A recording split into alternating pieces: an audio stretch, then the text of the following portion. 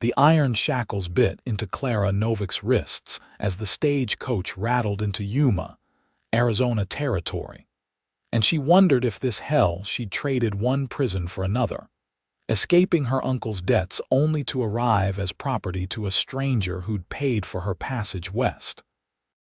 The September heat of 1878 pressed down like a wool blanket, suffocating and relentless. Through the small window, she could see dust devils dancing across the barren landscape, and beyond them, the Colorado River cutting through the desert like a brown snake. The town itself looked rough, built of adobe and weathered wood, a place where survival came before comfort. "End of the line," the driver called out, his voice gruff with exhaustion from the long journey from St. Louis. Clara's heart hammered against her ribs. The chains connecting her wrists weren't tight enough to cut off circulation, but they were heavy enough to remind her with every movement that she wasn't free. Her uncle had insisted on them before the marriage broker would take her, claiming she was a flight risk. He wasn't wrong. She tried to run twice before, and both times he dragged her back to that cramped apartment that smelled of whiskey and broken promises. The door opened, and harsh sunlight flooded in. A marshal stood there, his badge catching the light. "Miss Novak." "Yes," she said quietly, climbing down awkwardly, the chains making every movement difficult. Several townspeople had gathered to watch, their expressions ranging from curiosity to pity. Clara kept her eyes down, shame burning her cheeks. This wasn't how she'd imagined coming west. In her girlhood dreams, she'd pictured herself arriving in a new land with her head held high, ready to build a life of her own choosing. Instead, she was being delivered like livestock. "Where's Xander Sullivan?" the marshal asked, scanning the small crowd. "Right here."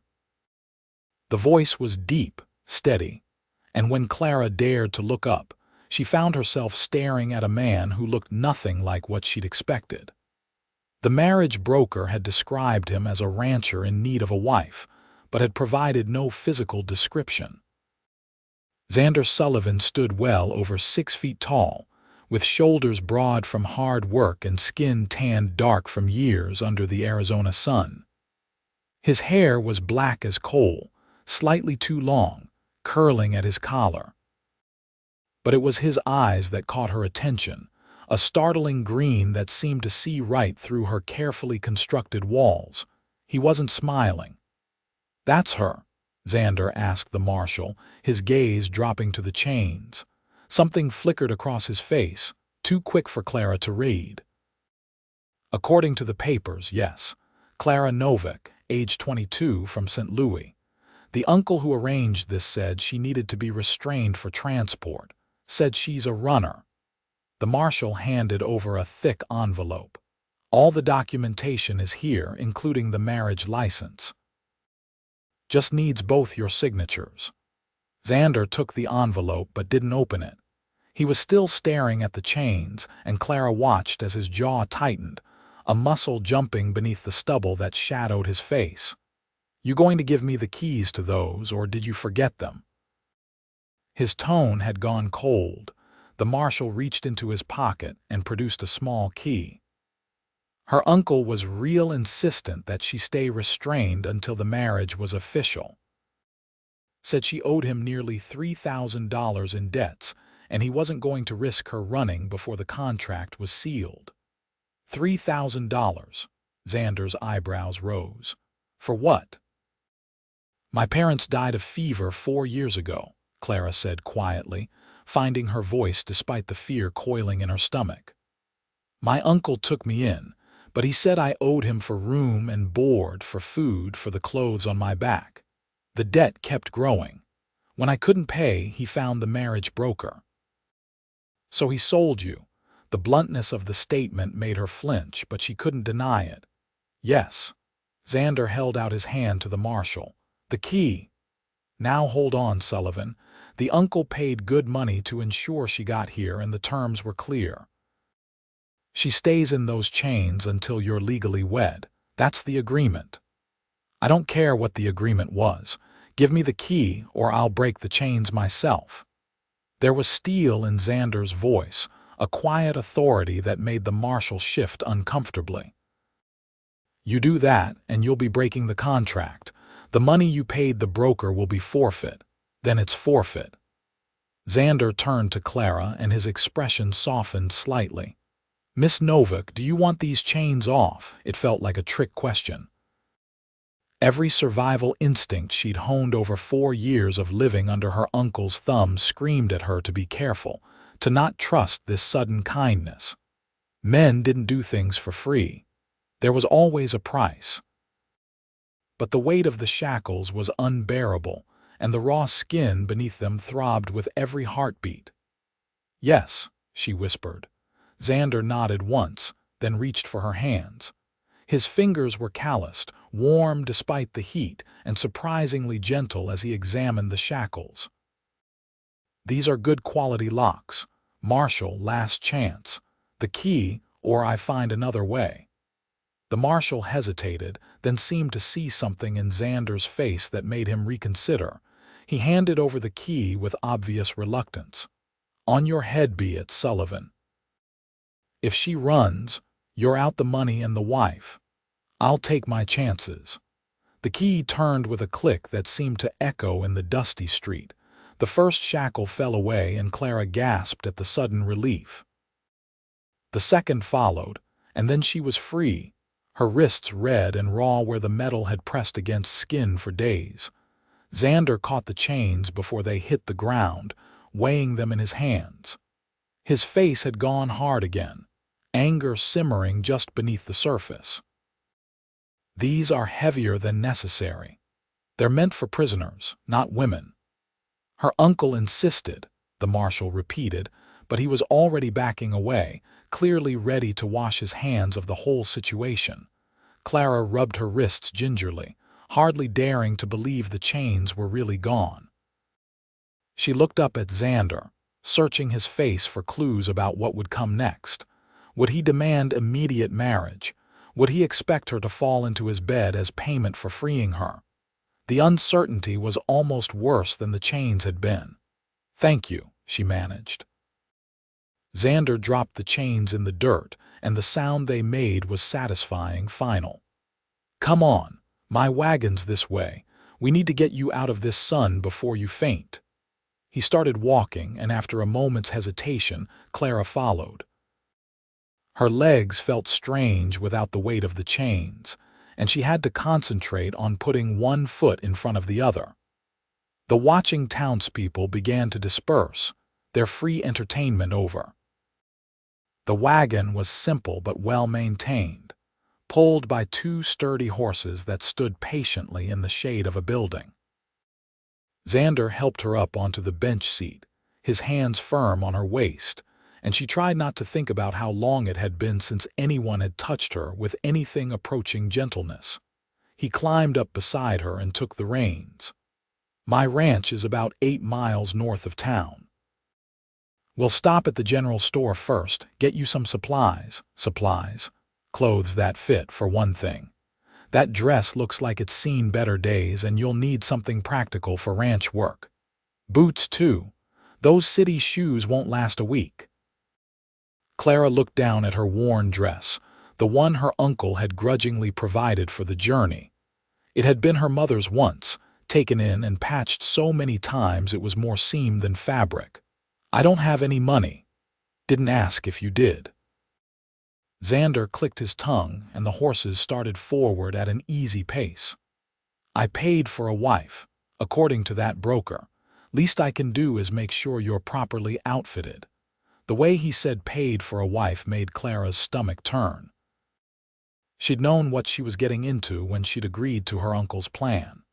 Marriage to a stranger in exchange for her debts being cleared.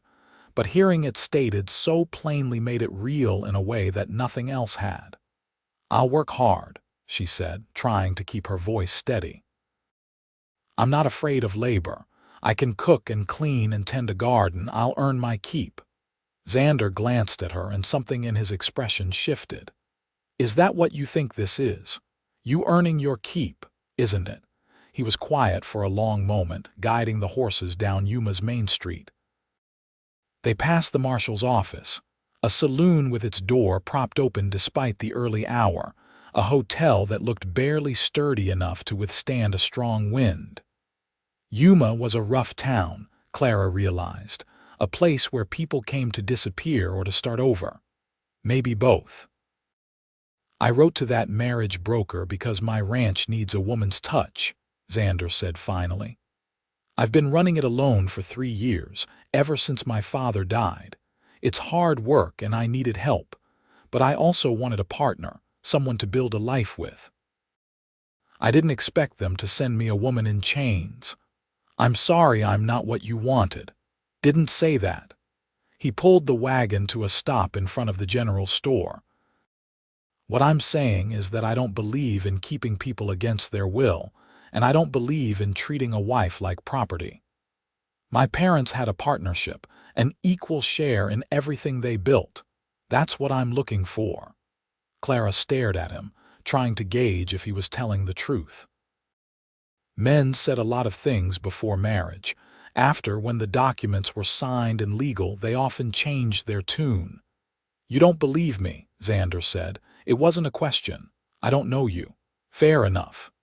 He set the brake and climbed down, then came around to help her. This time, Clara noticed that he waited until she reached out before touching her, letting her set the pace. It was a small thing, but it mattered. The general store was dim and cool after the bright heat outside, and it smelled of leather and coffee, and something sweet Clara couldn't quite identify. A woman stood behind the counter, middle-aged and sharp-eyed, taking in Clara's appearance with a single comprehensive glance. "Xander Sullivan, as I live and breathe. Heard you were getting a wife delivered today." The woman's voice was friendly, but Clara could hear the curiosity underneath. "News travels fast, Rosemary." Xander guided Clara toward the clothing section with a hand at the small of her back. "Miss Novak needs outfitting. Practical work clothes, nothing fancy, and boots that'll hold up to ranch work." Rosemary came out from behind the counter, already pulling items from shelves with practiced efficiency. "I've got some split skirts that'll work well for riding and a few sturdy blouses." "What size are you, honey?" Clara wasn't used to kindness from strangers, and it made her throat tight. "I'm not sure. Let me see." Rosemary held up a skirt against Clara's waist, nodding thoughtfully. "You're a small thing, aren't you? But that's all right, we'll find something that fits." "You'll want at least 3 outfits, Xander.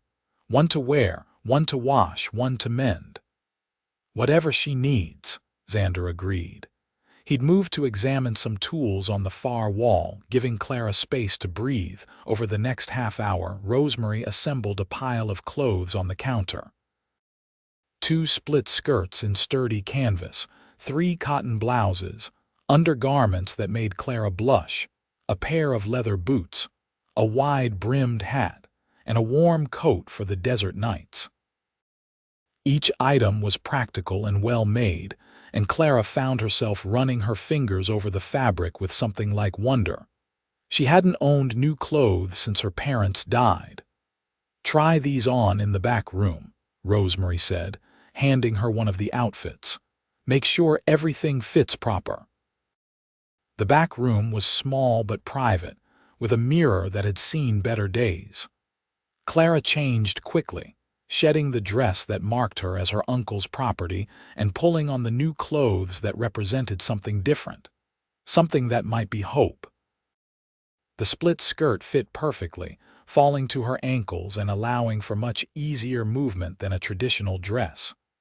The blouse was soft cotton, white with tiny buttons up the front. The boots were stiff with newness but would mold to her feet in time. When Clara looked at herself in the mirror, she barely recognized the woman staring back. She looked like someone who belonged in Arizona, someone who might actually have a future. When she emerged, Xander was paying for the purchases. The amount made Clara wince, knowing how much debt she was already in to this stranger.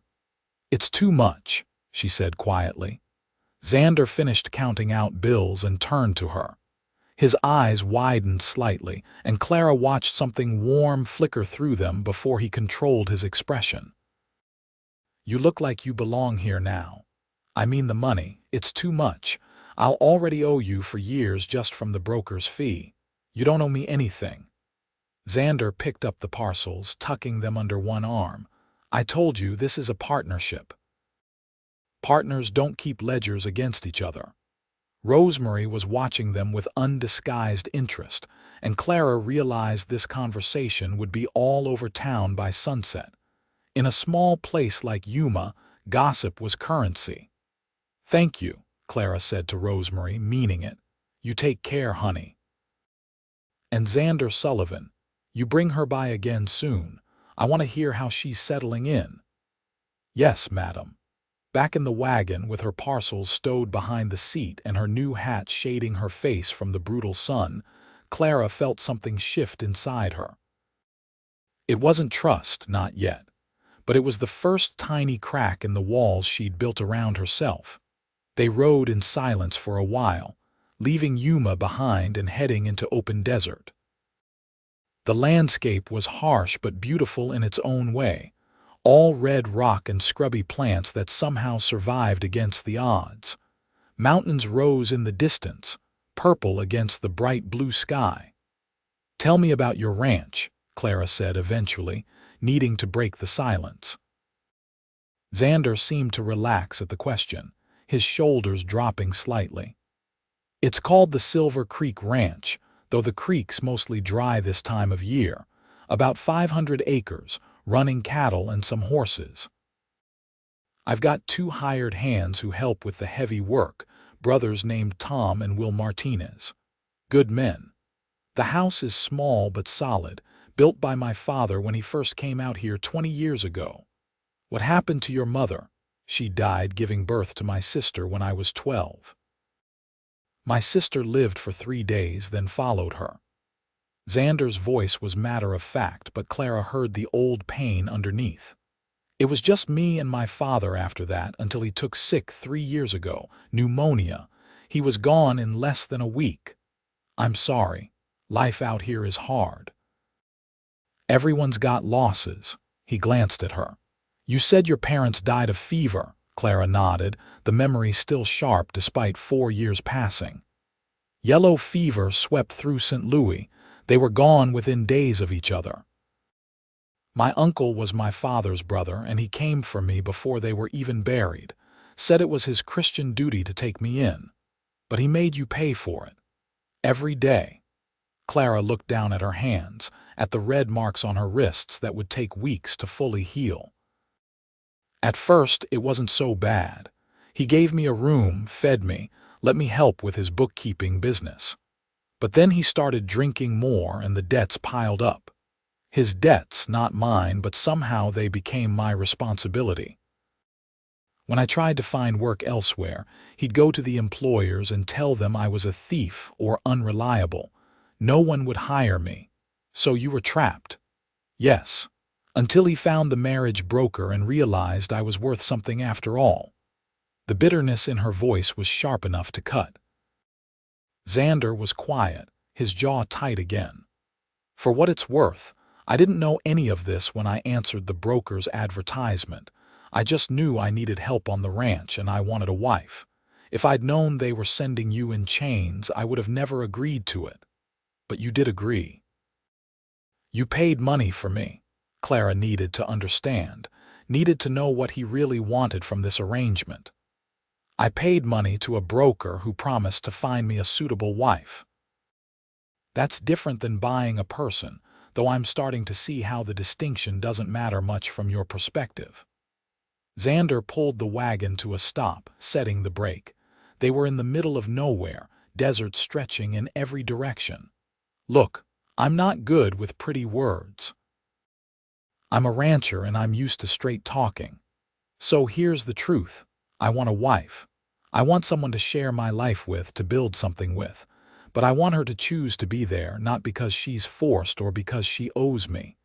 Those chains are gone now, Clara. You're free to leave if you want, I won't stop you. Clara stared at him, her heart pounding. Leave? And go where? Anywhere you want. I'll give you money for a ticket back to St. Louis or to California or wherever you think you can make a new start. I won't hold you to a contract you never really agreed to. It was the last thing she'd expected him to say, and for a moment, Clara couldn't breathe. Freedom. Real freedom, not the kind that came with chains and debts and obligations. She could leave right now, take his money and disappear into the vast West, make a life somewhere new where no one knew her history. But where would she go? What would she do? She had no skills beyond basic housekeeping and bookkeeping, no connections, no references. A woman alone in the West was vulnerable in ways that made her uncle's tyranny look almost safe by comparison. Or, Xander continued, his eyes on hers, you could give this a chance. Give me a chance. Stay at the ranch not as property or as someone working off a debt, but as my equal. We'll get to know each other proper, and if after a reasonable time you decide this isn't the life you want, I'll still help you leave. But maybe, just maybe, we'll find we suit each other. You do that. Let me stay without marriage, without any legal obligation. For now, yes.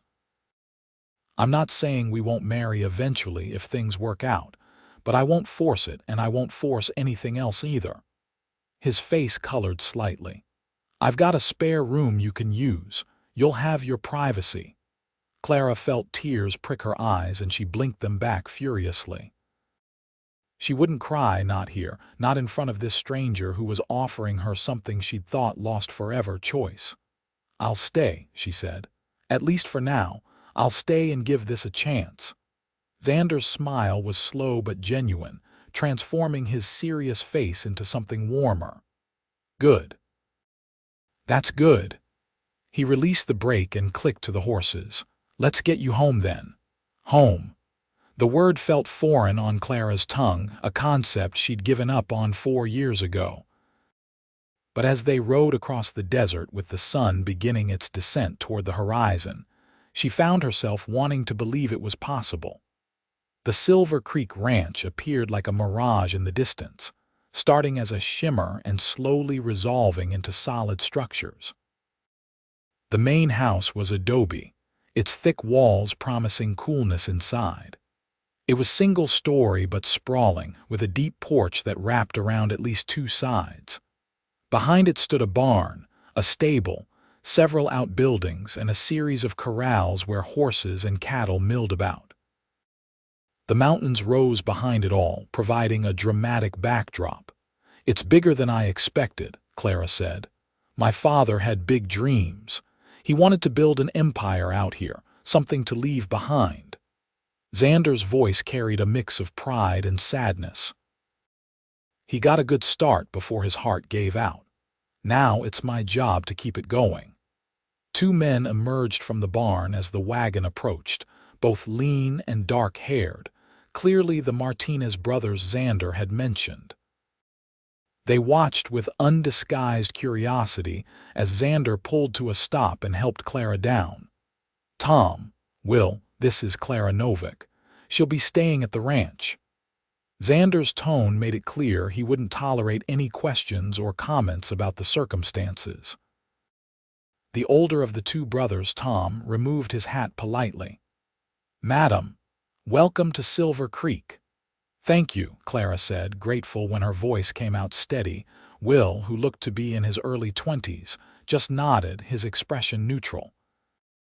Clara had the sense that they'd wait to judge her, which was more than fair. Clara, why don't you go inside and get settled? I'll bring your things in shortly. The spare room is the second door on the left. Xander handed her a key. Front doors usually unlock during the day, but you'll want to lock it at night. Desert's generally safe, but it's better to be cautious. Clara took the key, feeling its weight in her palm. All right. The inside of the house was blessedly cool, the thick adobe walls doing their job. The front door opened into a large main room that served as both kitchen and living area. A stone fireplace dominated one wall, and the furniture, while simple, was well crafted and comfortable looking. Everything was surprisingly neat for a house of men. The second door on the left opened to reveal a small bedroom with a window facing east. There was a bed with a simple frame, a dresser, a washstand with a basin and pitcher, and a chair. Nothing fancy, but more than Clara had expected. More than she'd had in her uncle's apartment where she'd slept on a cot in a corner of the kitchen. She sat on the bed, testing the mattress. It was firm but comfortable, and the sheets smelled of sunshine and soap. Through the window, she could see part of the corral and the mountains beyond, painted gold now by the setting sun. A knock on the doorframe made her look up. Xander stood there with her parcels, looking uncertain for the first time since she'd met him. "Can I come in, or would you prefer I leave these in the hallway?" "You can come in. It's your house." "It's your room," Xander corrected, setting the parcels on the dresser, "which means you control who enters it." He glanced around as if seeing the space with fresh eyes. "I know it's not much, but we can get more furniture if you need it. Curtains for the window, maybe a rug, whatever would make you comfortable." "It's perfect," Clara said honestly. "It's more than I had before." Xander's face darkened at that reminder of her uncle's treatment, but he didn't comment. "I'll let you get settled then. Supper's in about an hour. Nothing fancy, just stew and bread. Tom's a decent cook, thank God, because I'm terrible at it." "I can cook," Clara offered. "I may not know much about ranch work yet, but I can handle a kitchen. You don't have to prove anything on your first day." "I'm not trying to prove anything. I'm trying to be useful." She met his eyes. "You said this would be a partnership. Partners contribute." Xander studied her for a moment, then nodded slowly. "All right. But not tonight. Tonight you rest and get your bearings. Tomorrow's soon enough to start." After he left, Clara unpacked her few belongings, hanging the new clothes in the small closet and placing her undergarments in the dresser drawers. The old dress she folded carefully, unable to throw it away despite what it represented. It had been her mother's, and that meant something, even if the memories attached to it were painful. She washed her face and hands in the basin, the water cool and refreshing, then studied herself in the small mirror above the washstand. The woman looking back at her was tired, with shadows under her eyes and tension around her mouth. But there was something else there too, something she hadn't seen in 4 years, a spark of hope. Supper was indeed stew, thick with beef and vegetables, served with fresh bread that Tom admitted he'd bought from a woman in town who baked for the local boarding house. The 4 of them sat at a large wooden table, and Clara was acutely aware of being the only woman, the outsider in an established routine. "So how long you been ranching, Miss Novak?" Will asked, and Clara caught the slight challenge in his tone. "I haven't," she admitted. "I'm from the city, and I know this will be a learning curve, but I'm willing to work hard and learn." Will exchanged a glance with his brother, but Tom gave a slight shake of his head, and whatever Will had been about to say remained unsaid. "Ranch life's different," Tom said diplomatically. "But Xander's a good teacher and will help where we can." "I appreciate that." The conversation moved on to ranch business, a fence that needed mending, cattle that needed moving to better grazing, a horse with a stone bruise. Clara listened, trying to understand the rhythm of this new world. Ranching had its own language, she realized, its own concerns and priorities that were completely foreign to her city upbringing. After supper, she insisted on washing the dishes despite Xander's protests. It felt good to do something useful, something she knew how to do well. Tom and Will disappeared to the bunkhouse they shared, and Xander retreated to what Clara assumed was his bedroom, giving her space. She finished the dishes and stood at the kitchen window, looking out at the darkening desert. The sky was turning deep purple, and stars were beginning to appear, more stars than she'd ever seen in St. Louis where city lights washed them out. The vastness of it all was overwhelming and beautiful in equal measure. It's something, isn't it? Clara turned to find Xander standing in the doorway of his room. He'd changed into a clean shirt, his hair damp as if he'd washed up. "I've never seen so many stars," she admitted. "One of the things I love about living out here. The sky goes on forever." He came to stand beside her at the window, careful to maintain a respectful distance. "You did good today, Clara. I know this can't be easy." "It's better than I expected," she said truthfully. "You're better than I expected." "What did you expect?" Clara considered lying, softening the truth, but Xander had been honest with her. She could offer the same courtesy. "Someone cruel. Someone who would use the fact that he'd paid for me to demand things. Someone who would see me as property, not a person. I'm sorry you've known men like that. My uncle was the only family I had left, and he was supposed to protect me. Instead, he saw me as a burden and then as a commodity. It taught me to be careful about trusting people." "Trust has to be earned," Xander agreed. "I understand that." "I'll try to earn yours, Clara, but I know it'll take time." They stood in comfortable silence for a while, watching the stars multiply overhead. Clara felt exhaustion pulling at her, the long journey and emotional upheaval of the day finally catching up. "I should sleep," she said. "Tomorrow's a new day." "That it is. Good night, Clara." "Good night, Xander." In her room, Clara changed into the simple nightgown that had been included in her purchases from Rosemary's store. The bed was as comfortable as she'd hoped, and the desert night outside her window was full of strange sounds. Coyotes calling to each other, the rustle of wind through brush, the soft sounds of horses in the stable. She fell asleep wondering if this place could really become home, if the cautious hope blooming in her chest was justified or just another disappointment waiting to happen. The next days fell into a pattern. Clara woke early, drawn by the smell of coffee that someone had already brewed. She learned that ranchers rose before dawn, taking advantage of the cooler morning hours to get work done before the desert heat became unbearable. She took over the cooking, discovering that feeding 4 hungry people 3 meals a day was its own kind of challenge, but one she enjoyed. Xander taught her about ranch life in patient increments, how to gather eggs from the chickens without getting pecked, how to feed the horses and check their hooves for stones, how to tell the difference between a healthy cow and one that was getting sick, how to read the weather signs in the sky and the behavior of the animals. "The desert teaches you to pay attention," he said one morning as they checked the water troughs. "Everything out here is trying to survive, and the smart ones watch for signs." Clara found herself watching Xander as much as she watched the desert. He was patient but firm with the animals, kind but direct with Tom and Will, and unfailingly respectful with her. He never entered her room without knocking, never touched her without permission, never made demands or suggestions that would make her uncomfortable. It was so different from what she'd known that it almost hurt. "You're good at this," she told him one afternoon as they rode out to check on a section of fence.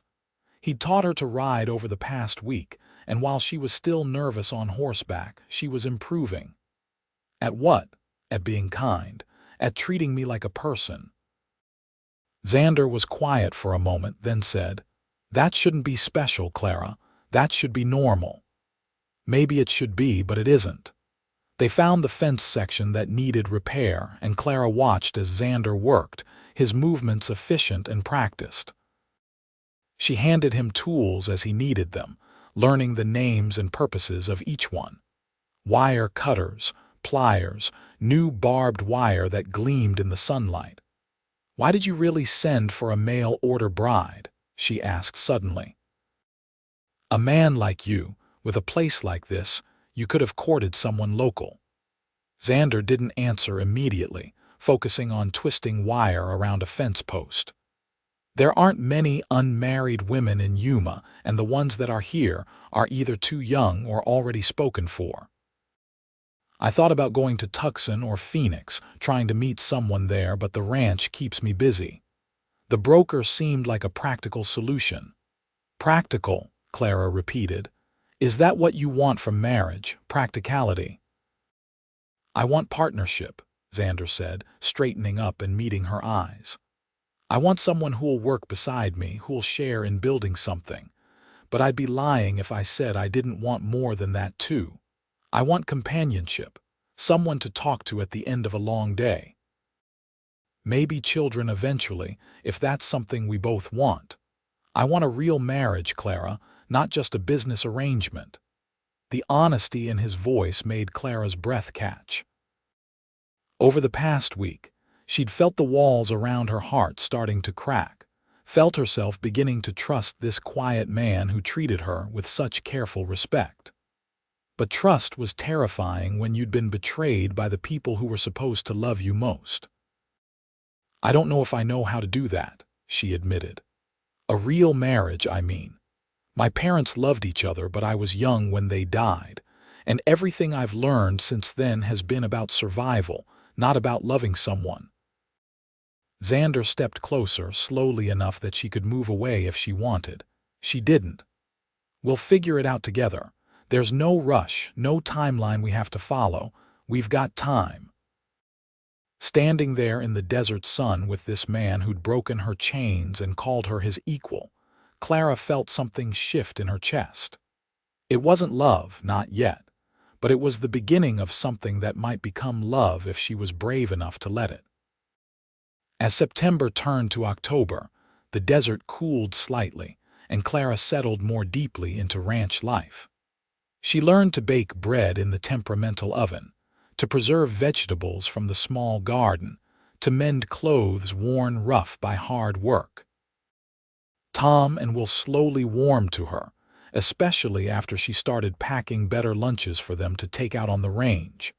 "Miss Clara, this is the best cornbread I've had since my mother passed," Tom said one day, his usually reserved face breaking into a genuine smile. "Call me Clara, please." "The miss makes me feel old." Will laughed at that. "You're what, 22? That's not old." "Sometimes I feel ancient," Clara said, but she was smiling too. She was smiling more these days, she realized. The constant tension that had lived in her shoulders for 4 years was finally starting to ease. She slept better, ate better, felt stronger and healthier than she had since her parents died. The ranch was healing her in ways she hadn't expected. One evening, after Tom and Will had retreated to the bunkhouse, Clara and Xander sat on the porch watching the sunset paint the mountains in shades of orange and pink. "I got a letter from the marriage broker today," Xander said quietly, Clara's stomach clenched. "What did it say?" "He wanted to know if I was satisfied with my purchase." Xander's tone was flat, angry. Those were his exact words. He also said that if I had any complaints about the merchandise, he could arrange for a replacement. "What did you tell him?" "I told him that Clara Novak was not merchandise, that I was terminating our business relationship, and that if he ever contacted me again, I'd report him to the territorial authorities for human trafficking." Xander looked at her. "I also told him that you were staying here of your own free will, not because of any contract, and that the money I'd paid was a donation to your freedom, nothing more." Clara felt tears prick her eyes. "You didn't have to do that." "Yes, I did." "I won't have any legal claims hanging over your head, any suggestion that you're here because you owe me something. You're here because you choose to be, and you can leave any time you choose to leave. What if I don't want to leave?" Xander turned to face her fully, and in the fading light, his eyes were very green. "Then I would be grateful for every day you chose to stay." It was Clara who closed the distance between them, Clara who reached for his hand. His fingers closed around hers carefully, as if she were something precious that might break. "I'm choosing to stay," she said softly. "Not because I have nowhere else to go, not because I owe you anything, but because I want to be here. With you, Clara." Xander breathed her name like a prayer. "Are you sure?" Instead of answering with words, she leaned in and kissed him. It was gentle, tentative, the kiss of two people learning each other. Xander's hand came up to cup her face, his calluses rough against her cheek, and Clara felt warmth spread through her entire body. When they pulled apart, both breathing a little harder, Xander rested his forehead against hers.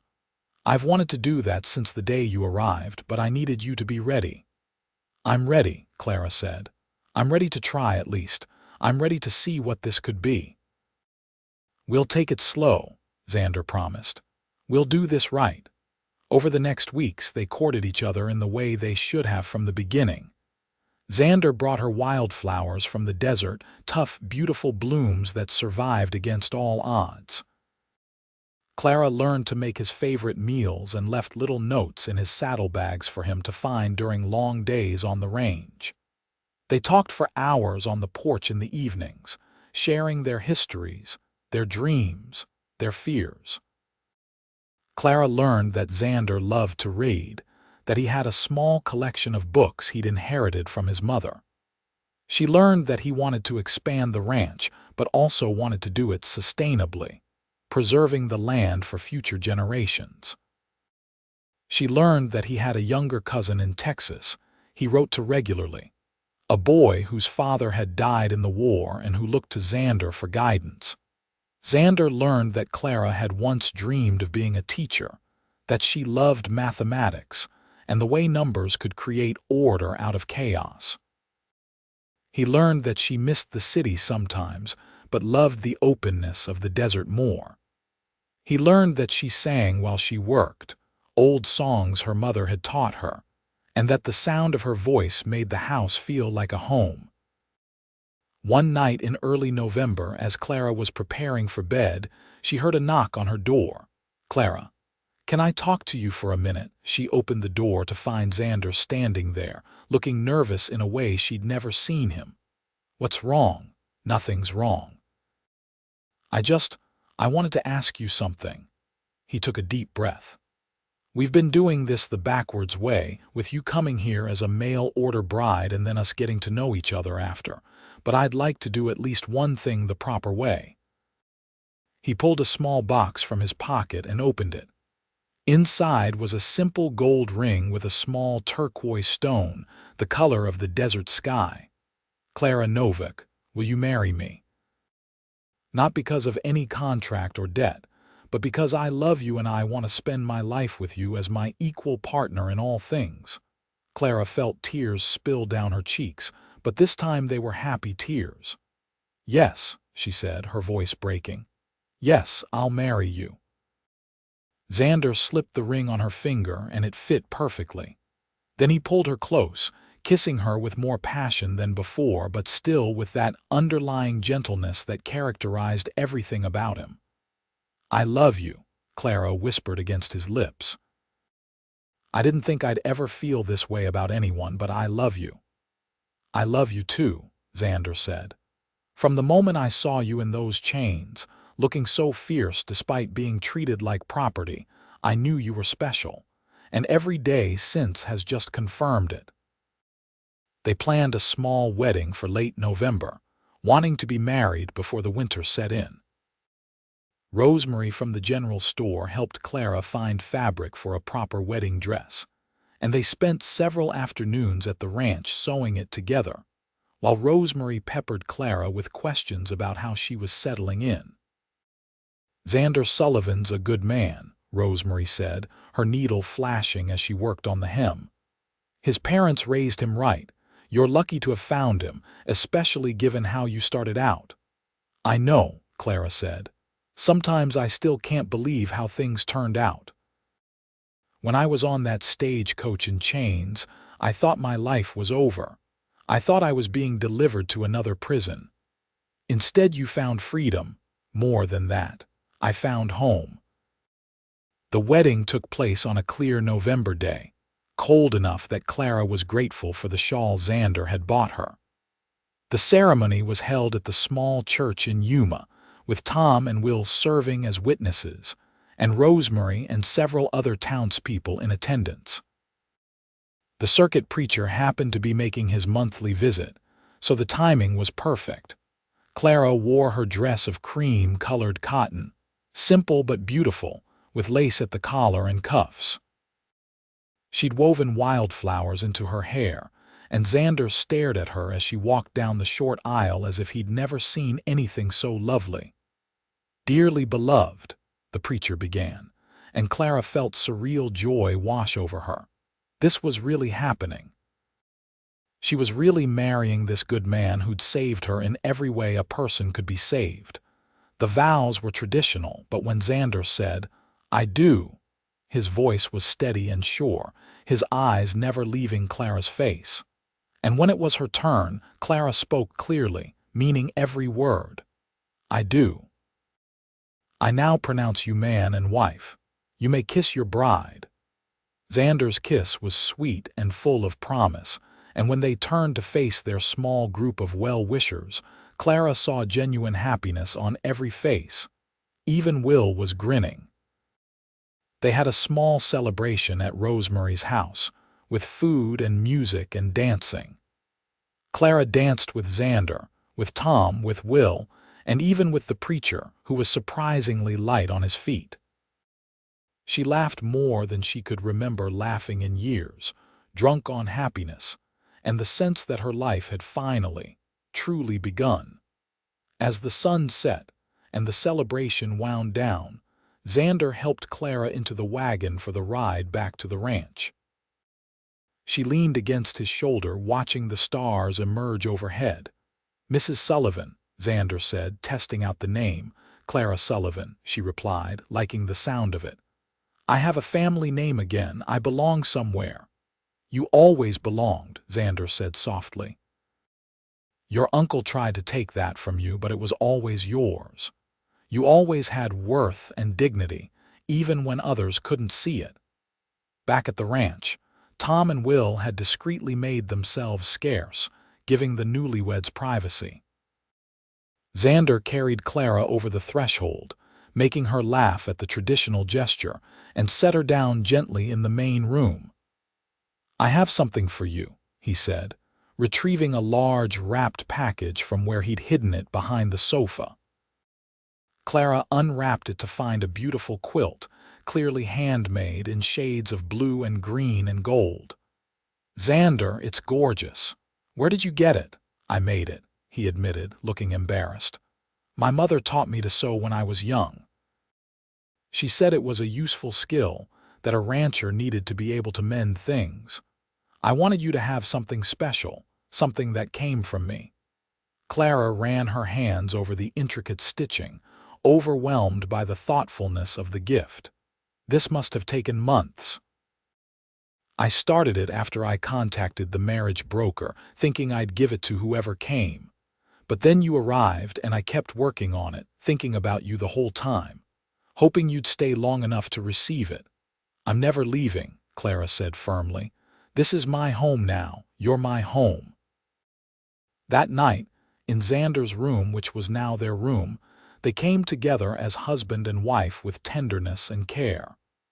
Xander was patient, making sure Clara felt safe and cherished every moment.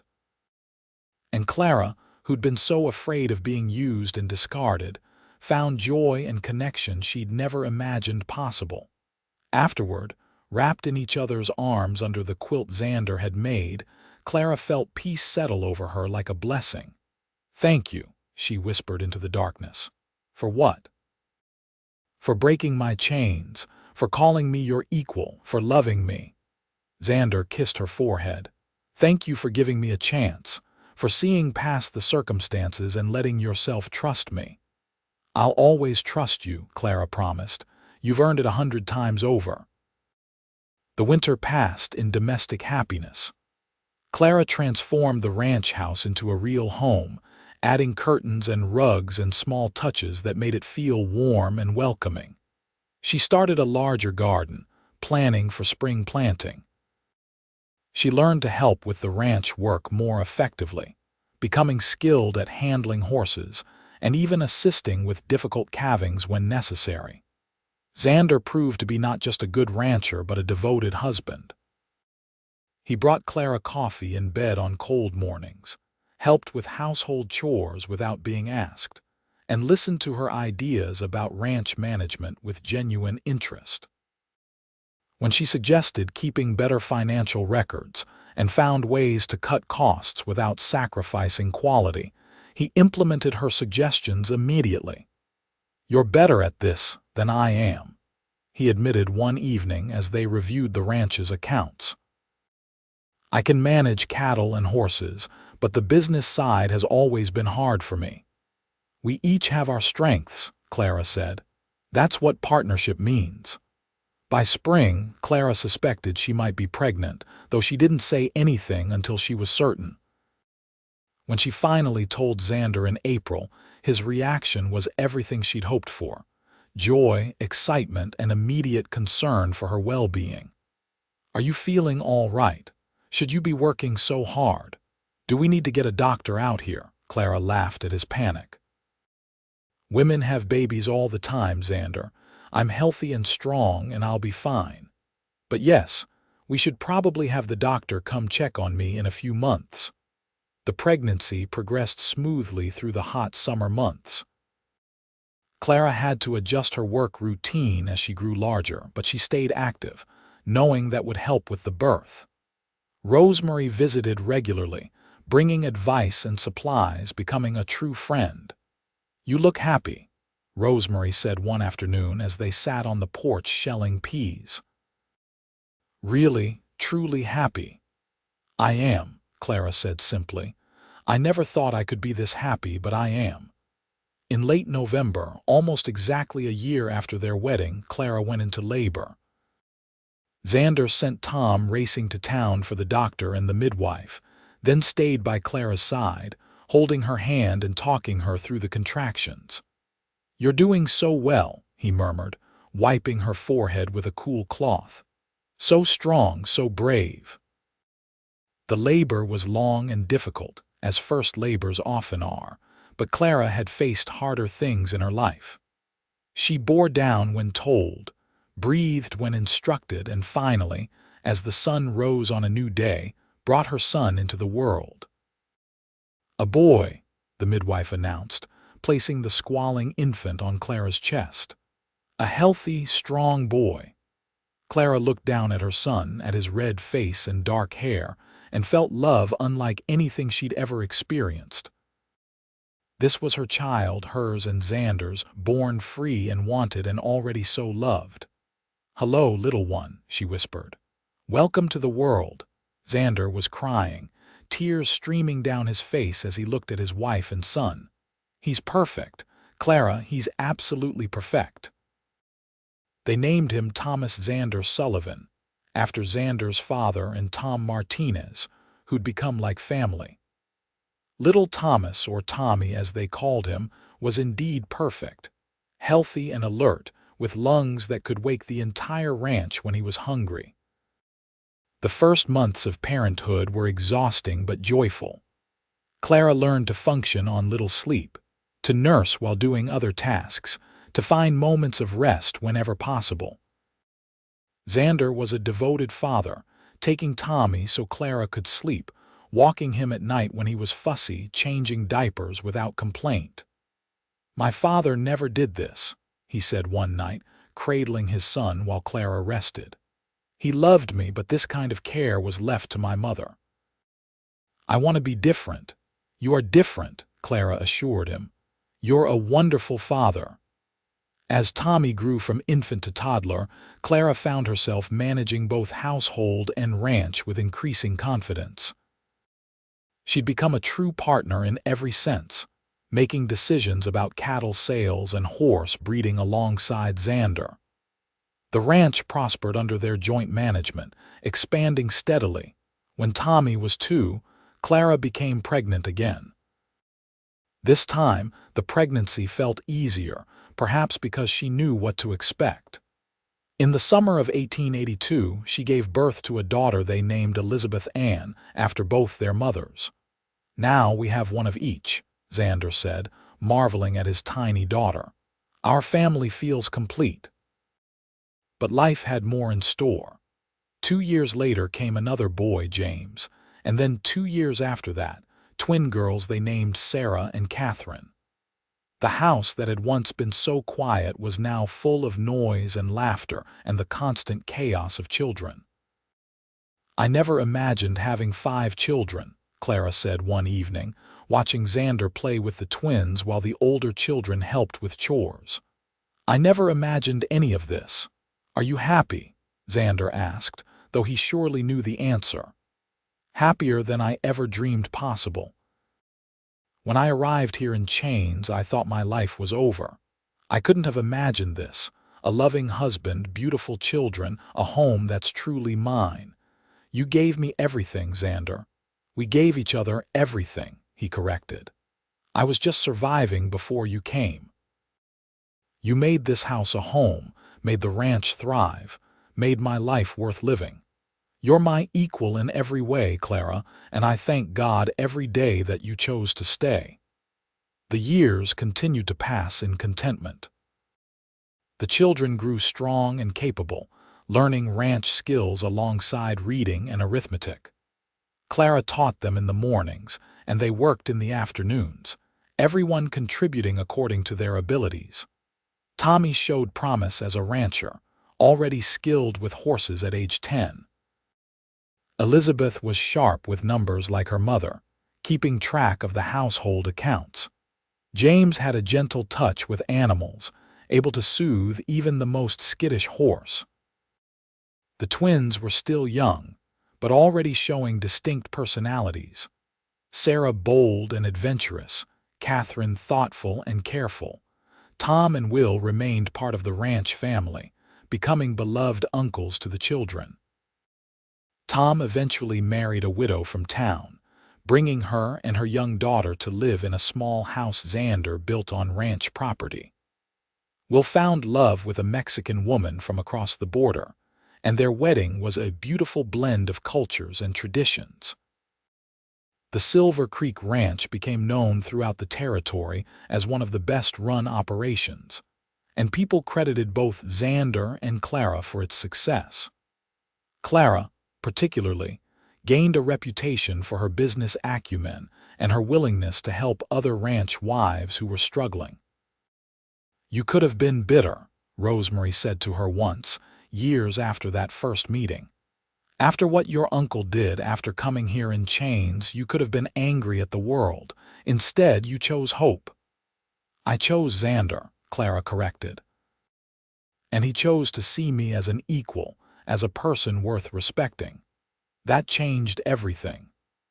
On their 20th anniversary, Xander surprised Clara with a trip to San Francisco, leaving the children in Tom and his wife's capable care.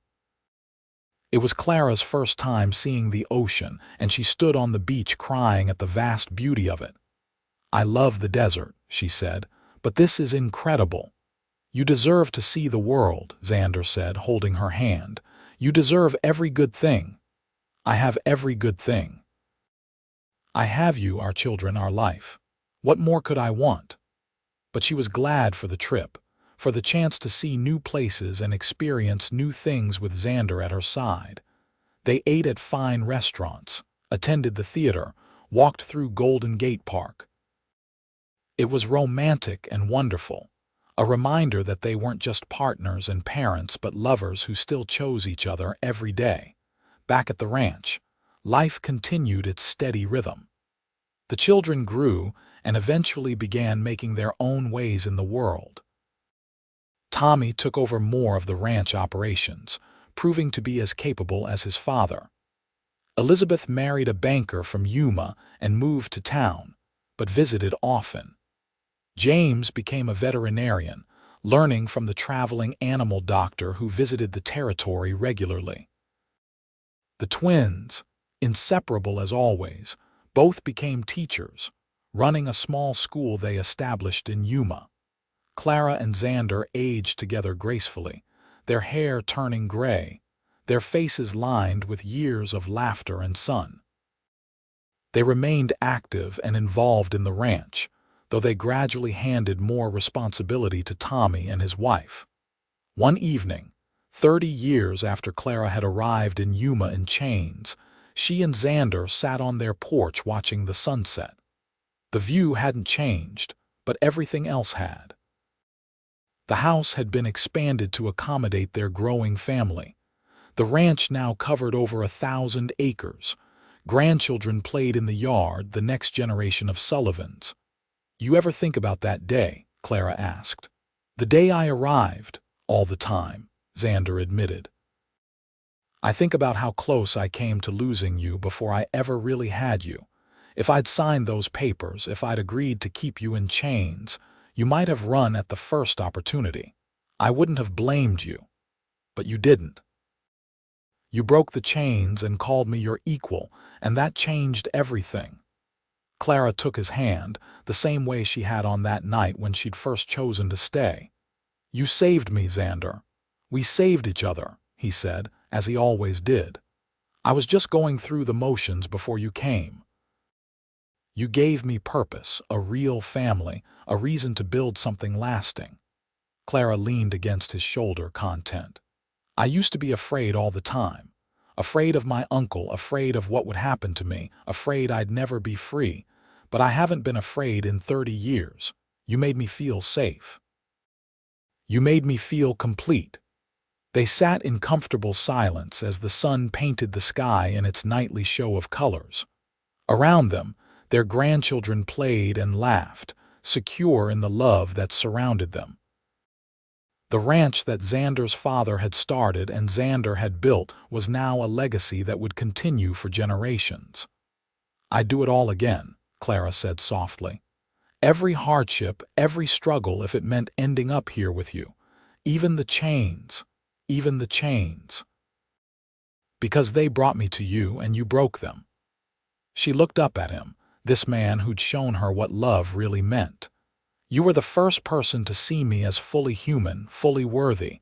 That's a gift I can never repay. You repaid it every day just by staying, by choosing me, by building this life with me." Xander kissed her forehead, the gesture as familiar and comforting as it had been that first night.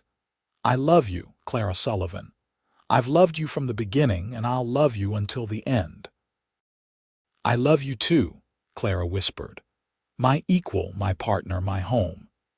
As darkness fell and the stars emerged in their millions, Clara felt profound gratitude for the unlikely journey that had brought her to this moment. She'd arrived as a mail-order bride in chains, broken and afraid, seeing no future beyond survival. But Xander had seen past the chains to the woman beneath, had broken them and given her the freedom to choose, had called her his equal when the world would have allowed him to treat her as property. That choice, that moment of compassion and respect had changed everything. It had allowed her to heal, to trust, to love. It had given her a family, a home, a purpose. It had given her a life beyond anything she dared to dream. The ranch would continue.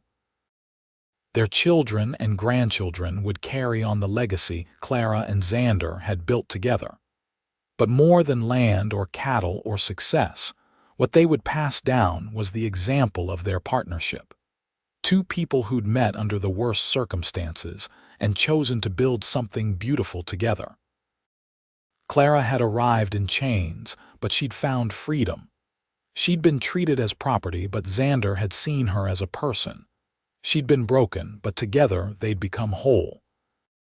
Their love story wasn't conventional or easy, but it was real, built on respect and equality, and the daily choice to honor each other. As Clara and Xander sat together on their porch, surrounded by the life they'd created, she knew with absolute certainty that she was exactly where she was meant to be. The chains were long gone, broken into rust and dust, but the choice to stay, to love, to build a life together remained as strong as ever. This was home. This was love. This was freedom. And it was more than she'd ever hoped for when that stagecoach had rattled into Yuma so many years ago, carrying a woman in chains toward an unknown future. Xander had broken those chains and called her his equal, and in doing so, he'd given her not just freedom, but everything that made freedom meaningful: love, family, purpose, and home. The desert night wrapped around them like a blessing, and Clara smiled, at peace with her past and grateful for her present. She had lived a full life, rich with love and purpose, and when she looked at Xander, she saw the same contentment reflected in his eyes. They had started with chains and broken them together. They had built a partnership based on equality and respect. They had loved each other fiercely and raised a family that would carry those values forward. It was a good life, a blessed life, and Clara would not have changed a single moment of it. As the grandchildren were called inside for supper, and the night settled in fully, Clara and Xander remained on the porch a little longer, unwilling to break the spell of the moment. They didn't need words anymore. 30 years of marriage had given them a language beyond speech, a connection that ran soul deep. Finally, Xander stood and offered Clara his hand, helping her up with the same gentleness he'd shown that very first day when he'd freed her from her chains. Together, they walked into their home, into the warmth and light and laughter that filled every room. The chains were broken, the wounds healed, the love eternal. And in the end, that was everything.